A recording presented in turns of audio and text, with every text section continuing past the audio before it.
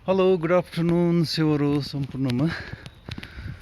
र योपालि चाहिँ दार्जिलिङमा विन्टर चाहिँ नजाने रहेछ हो। अहिले पनि विन्टरकै जस्तो भइरहेको छ, हातहरू खुट्टाहरू थिराउँदैछ दिनमा पनि। अहिले दिनको 1 बज्न लाग्यो र पनि चिसो चिसो चिसो छ दार्जिलिङमा। के भयो पनि योपालि त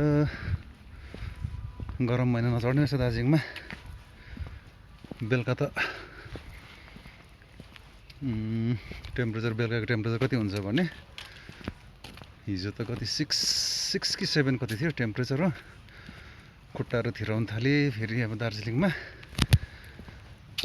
पुरा चिसो हावा, चिसो। सन्दकपुरतिर साइड पुरा हिउँ पऱ्यो होला कि, त्यसले गर्दा हिउँको सास अरे नि त, हिउँको सासहरू पुरा आउँछ यहाँनिर। चिसो भइरहेको छ, चिसो। Okay friends, bye bye, have a nice day.